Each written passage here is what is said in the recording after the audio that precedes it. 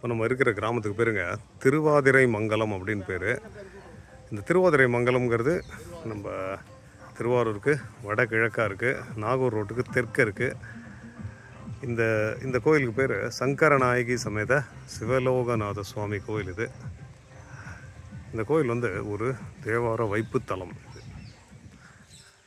இந்த கோயில் ரொம்ப சிதிலமாக இருந்திருக்கு. இந்த கோயிலை வந்து எடுத்து கட்டியிருக்காங்க. இந்த மாதிரி ஒரு முன் முகப்பு இருக்குது, ஒரு பிரகாரம் மட்டும் இருக்குது இந்த கோயிலுக்குங்க. நம்ம குயிக்காக அந்த இருட்டுறதுக்குள்ளே அந்த பிரகாரத்தை பார்த்துருவோம். ஸோ இதுதான் வந்து அந்த ஒரு பிரகாரம். எவ்வளவோ சீலம் முடிஞ்சு இந்த கோயில் வருமானு ஊர்க்காரங்க நினச்ச நிலைமையில ஒருத்தர் தனியாளாக எடுத்து எந்த உதவியும் எதிர்பார்க்காம எடுத்து அவர் கட்டினதாக சொல்கிறாங்க. ஸோ ரொம்ப கமெண்டபிள் ஒர்க் இது. தேவாரத்துலேயே இருக்கிறதுனால பல சிலைகள் ரொம்ப பழசு தான். சில சிலைகள், அதாவது ஒரு துர்கை அந்த மாதிரி 1-2 மட்டும் அவங்க எடுத்து புதுசாக ஸ்தாபிச்சிருக்காங்க. பாருங்கள் எவ்வளோ சிம்பிளாக அழகாக இருக்குது பாருங்கள். ஆனால் என்னென்னா ரொம்ப டீப் இன்சைடு த டிஸ்ட்ரிக்ட், சரியான சாலை வசதிகள் கிடையாது. பப்ளிக் டிரான்ஸ்போர்ட்லாம் எதிர்பார்த்து இங்கே வந்தோன்னா நம்ம வர முடியாது. அதுதான் ஒரு சிரமமே தவிர அருமையான கோவில் இது. துர்கை வந்து அவங்க லைக் தி செட், இது வந்து கொஞ்சம் ஒரு புதிய பிரதிஷ்டை. தாண்டி பார்த்திங்கன்னா இந்த கோயில் அழகாக மெயின்டைன் பண்ணுறாங்க.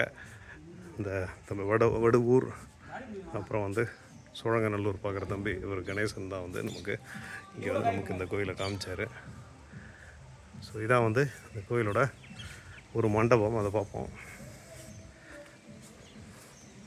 ஸோ இங்கே நேராக இருக்கிறவர் தான் வந்து சாத்திட்டாங்க. நேராக இருக்கிறவர் தான் சிவலோகநாதர்.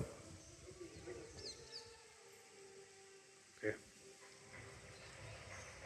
இருக்கார் சிவலோகநாதர். இங்கே லெஃப்டில் வந்து ரைட்டில் இருக்கிறவங்க தான் சங்கரநாயகி அம்பாள். உங்களுக்கு இந்த கோயிலோட லொக்கேஷனோ இல்லை ஏதாவது டீட்டெயில் வேணுன்னா கேளுங்க. நான் ஸ்தல புராணத்தை வந்து நான் தேடி போடுறேன், லிங்க்கு கேட்டாலும் கொடுக்குறேன். பாருங்கள், பழைய நந்தி பாருங்கள்.